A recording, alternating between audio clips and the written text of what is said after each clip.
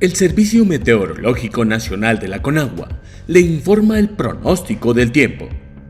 Este día, el Frente Frío número 34 y la séptima tormenta invernal se desplazarán sobre Texas, en Estados Unidos de Norteamérica, dejando de afectar paulatinamente al territorio nacional.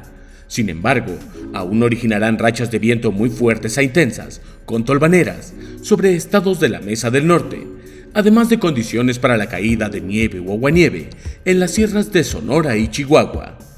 Por otra parte, el nuevo Frente Frío número 35 originará chubascos en Baja California, Sonora y Chihuahua. Reforzará el ambiente frío a muy frío, mantendrá rachas de viento muy fuertes e intensas con tolvaneras sobre la península de Baja California y Sonora, además de probabilidad para la caída de nieve o aguanieve en las sierras de Baja California. Finalmente, se pronostican rachas de viento de 40 a 60 km por hora en zonas de la Mesa Central, al mismo tiempo que un sistema de alta presión ocasionará viento de componente sur en el litoral del Golfo de México, península de Yucatán, Istmo y Golfo de Tehuantepec.